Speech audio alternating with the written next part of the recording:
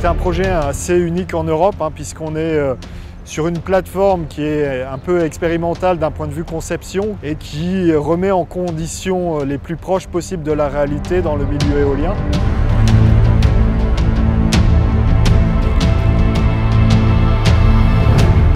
Le chantier était un petit peu particulier parce que la grosse difficulté c'était d'évoluer dans un site urbain, dans un site scolaire. Donc on a eu sur la phase de chantier quelques particularités. Nous sommes sur une nacelle d'éolienne qui pèse quand même 70 tonnes pour 10 mètres, plus de 10 mètres de longueur, 4 mètres de hauteur et 4 mètres de largeur. Donc effectivement quelque chose d'assez impressionnant. On a utilisé une grue de 450 tonnes pour pouvoir mettre cette nacelle en place. Nous avons également plusieurs étudiants qui ont participé au chantier, donc c'était vraiment pour eux aussi une intégration directement dans le monde concret de l'éolien.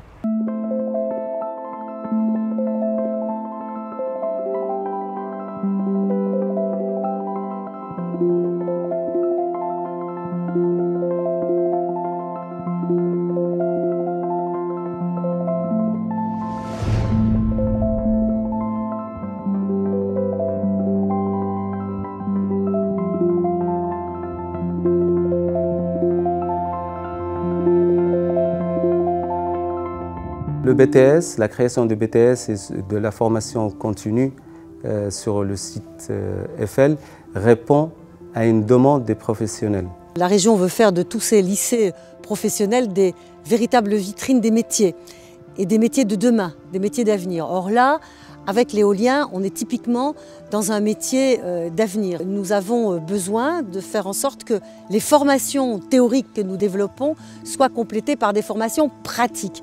Donc nous avions une formation tout à fait excellente dans ce lycée pour les demandeurs d'emploi, qui va être complétée maintenant par une formation initiale en BTS maintenance. À partir de maintenant, cette formation pratique se fera ici, grâce à cet équipement, grâce à cette installation.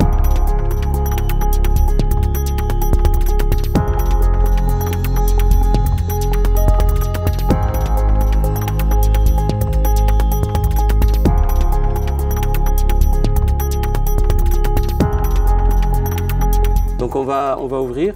Donc par contre, tu vas demander l'ouverture et puis Julien, tu arrêtes.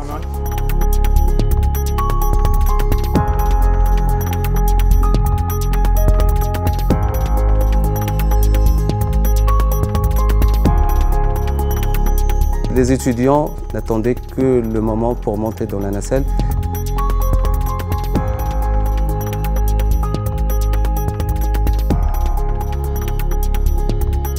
Là, ils sont dans la vie réelle, concrète, et le temps passe très vite dans une nacelle. Avoir une nacelle qui est sur un mât de 6 mètres, vraiment on se rapproche des conditions de technicien de maintenance dans l'éolien. Il faut pouvoir travailler dans un espace confiné, travailler en hauteur. Ça permet effectivement de faire un grand nombre de travaux pratiques, de modules, notamment sur le travail en hauteur, sur l'évolution en milieu éolien tel qu'on peut les trouver derrière dans le cadre de la maintenance. L'avantage, c'est qu'on peut faire le diagnostic et la réparation dans la nacelle. Ils vont passer dans un premier temps des formations pour être habilités aussi bien au travail en hauteur, à l'électricité, en secourisme du travail, et pouvoir ensuite effectivement évoluer dans un environnement correspondant à ce qu'ils vont trouver par la suite dans le monde professionnel. On prend plus de maturité à travailler dans une éolienne et de savoir-faire que dans un atelier en fait. On est un peu fiers quand même de se trimballer en tenue et puis de travailler dedans. Et on est surtout content aussi que le lycée Eiffel nous ait fourni une zone pour vraiment travailler et vraiment expérimenter. Il y a plus de responsabilités, puis on est comme dans la vraie vie. Là, on est là pour faire notre travail.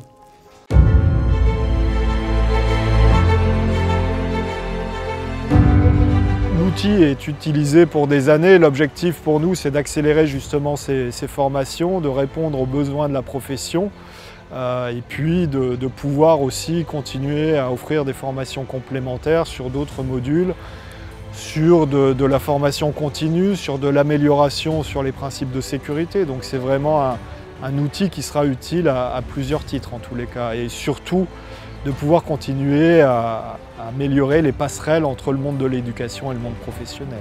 Je crois que c'est une énergie et c'est une technologie qui a de l'avenir. On n'a pas besoin uniquement de techniciens de maintenance, mais on a besoin aussi d'ingénieurs et de superviseurs, etc., pour pouvoir développer cette filière.